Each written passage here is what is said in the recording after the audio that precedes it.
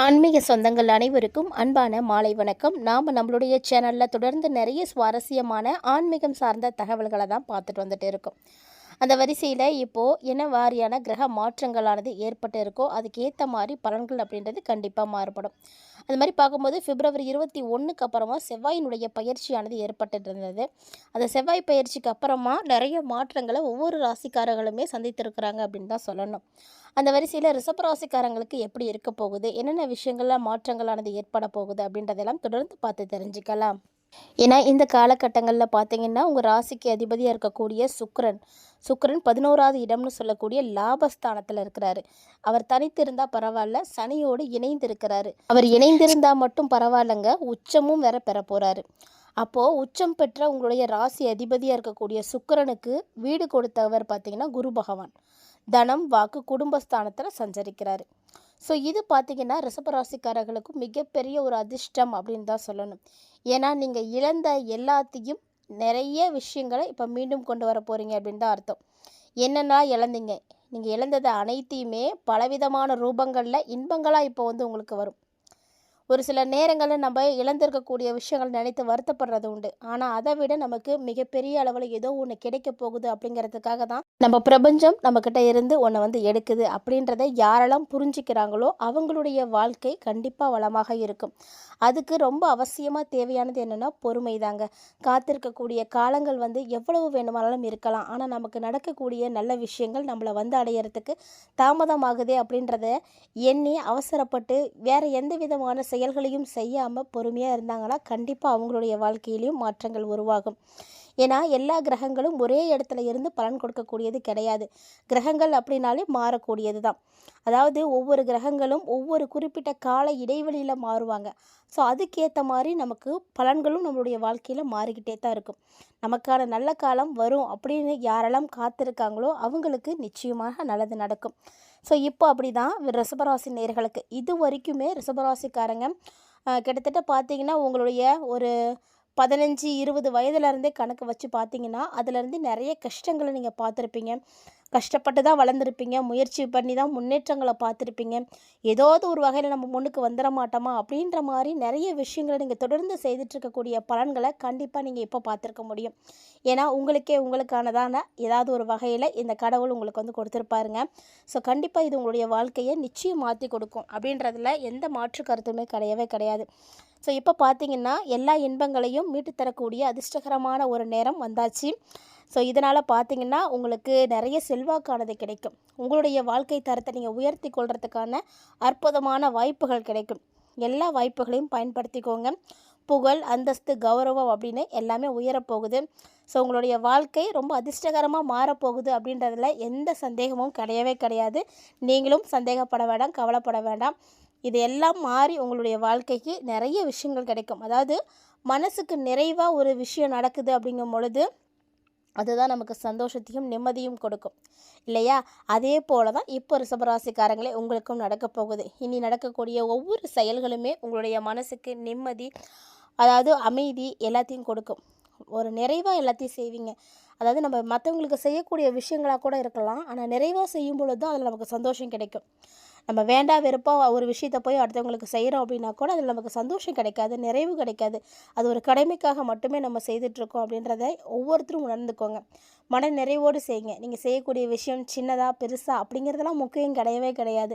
நம்ம சந்தோஷமாக செய்கிறோமா, நம்ம ஆத்மார்த்தமாக செய்கிறோமா, ஒரு 10 ரூபா ஒருத்தங்களுக்கு நம்ம கொடுக்குறோம் அப்படின்னா கூட சந்தோஷமாக கொடுக்கணும். அதுதான் அவங்களுக்கும் நல்லது, நமக்கும் நல்லது. ஸோ இந்த மாதிரியான விஷயங்கள் எல்லாம் இப்போதைக்கு ரிஷபராசிக்காரங்க கவனம் எடுத்துக்கோங்க. உங்களுக்கு சந்தோஷம் தரக்கூடிய வகையில் நீங்கள் ஒவ்வொரு விஷயங்களையும் செய்யுங்க. அதுவே போதும். இந்த காலகட்டங்களில் நீங்கள் எடுக்கக்கூடிய முயற்சிகளும் உங்களுக்கு கண்டிப்பாக வெற்றிகளை கொடுக்கும். எந்த சூழ்நிலையும் உங்களுக்கு சாதகமாக பயன்படுத்திக்கோங்க.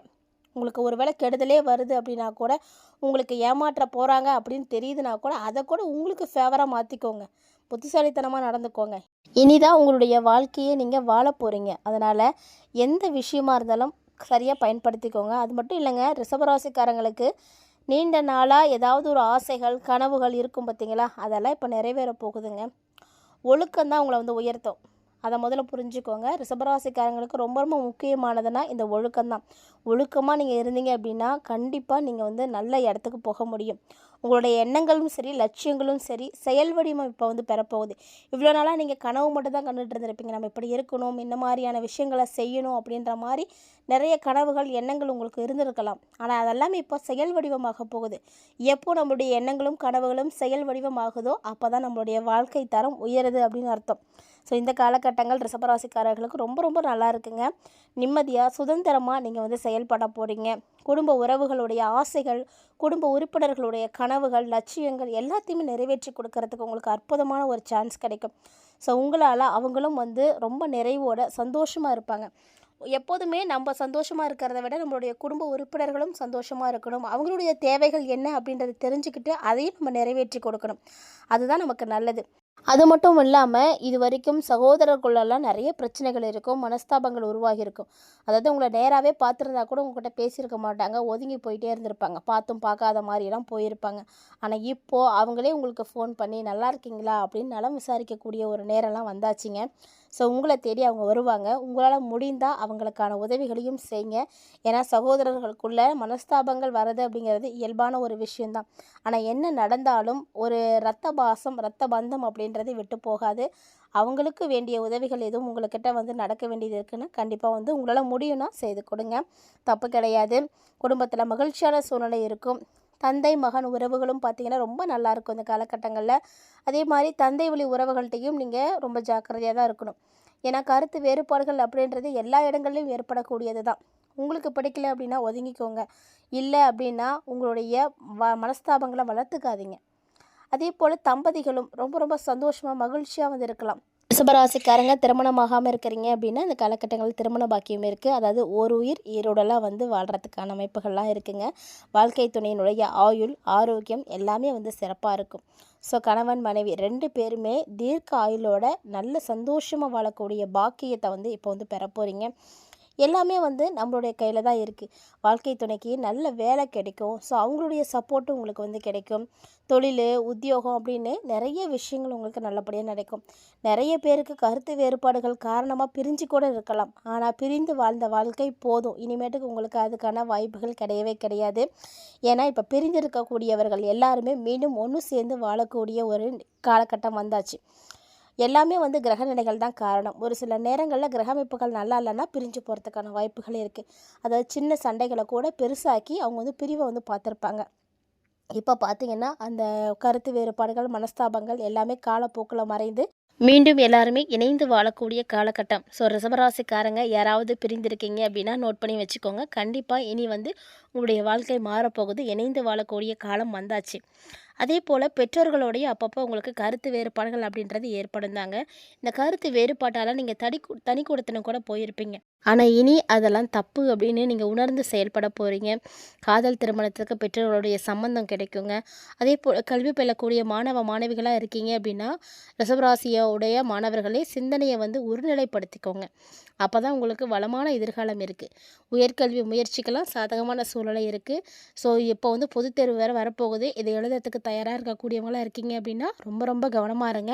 என்னதான் ரிஷபராசிக்காரங்க பொருளாதார ரீதியாக நல்ல ஒரு முன்னேற்றத்தை பார்த்தாலுமே கூட அவங்களுடைய கவனச்சிதறல் எங்கே இருக்குது அப்படின்னா ஆரோக்கியம் தாங்க. நம்ம ஆரோக்கியத்தை முதல்ல பார்த்துக்கணும். ஏன்னா நமக்கு இருக்கக்கூடிய காசு பணமாக இருக்கட்டும், சொத்தாக இருக்கட்டும், உறவினர்களாக இருக்கட்டும், எல்லாரோடையும் நம்ம சந்தோஷமாக இருக்கணும். அதை வச்சு நம்ம நல்லா வாழணும் அப்படின்னா அதுக்கு முதல்ல நம்மளுடைய உடல்நிலை நமக்கு ஒத்துழைப்பு கொடுக்கணும். ஸோ நமக்கு எது எப்படியா இருந்தாலுமே ஆரோக்கியம் அப்படிங்கிறது ரொம்ப ரொம்ப முக்கியங்க.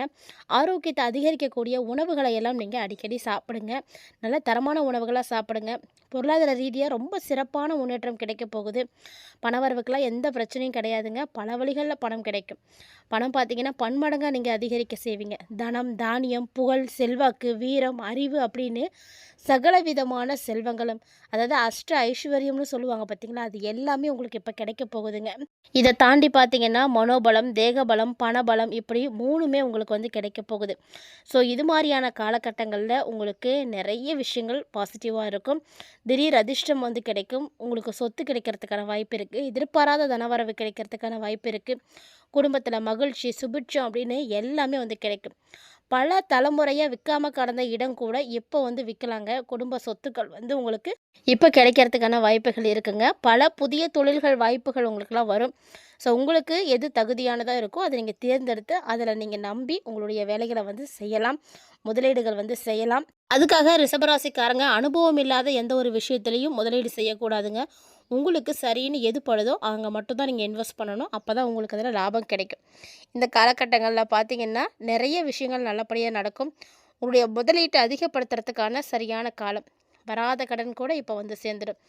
அரசியல்வாதிகளுக்கும் ரொம்ப நல்லா இருக்கும். மக்களுடைய ஆதரவு கிடைக்கும். ஸோ அதன் மூலமாக அதிர்ஷ்டகரமான வாய்ப்புகள்லாம் கிடைக்க போகுது. பெண்களை பொறுத்த வரைக்கும் தந்தையுடைய உறவுகளால் நிறைய அனுகூலம் கிடைக்கும். மிகப்பெரிய அரசியல் தலைவர்களுடைய நட்பு கிடைக்கும். தாய் மாமா இல்லைனா தாய் வழி தாத்தா இவங்க மூலிமா நிதி உதவி கூட கிடைக்கலாம். நல்ல விஷயங்கள் நிறைய நடக்கக்கூடிய ஒரு காலகட்டமாக இருக்குங்க. ரிஷபராசினியர்கள் மறக்காமல் இந்த காலகட்டங்களை பயன்படுத்திக்கோங்க. மேலும் உங்களுடைய வாழ்க்கையில் நிறைய நல்லது நடக்கிறதுக்கு சிவன் வழிபாடு செய்துட்டு வாங்க. எளிமையான வழிபாடு ஒன்று போதும் உங்களுடைய ஆயுள் ஆரோக்கியம் எல்லாத்தையும் சிறப்பாக்கி கொடுக்கும். இந்த வீடியோ பதிவானது உங்களுக்கு பிடிச்சிருந்ததுனால் லைக் பண்ணுங்கள், ஷேர் பண்ணுங்கள், மறக்காமல் கமெண்ட் பண்ணுங்கள். மேலும் இது போல் பல இன்ட்ரெஸ்டிங்கான தகவல்களை தொடர்ந்து பார்க்குறதுக்கு நம்ம சேனலை சப்ஸ்கிரைப் பண்ணிவிட்டு ஃபாலோ பண்ணிக்கோங்க.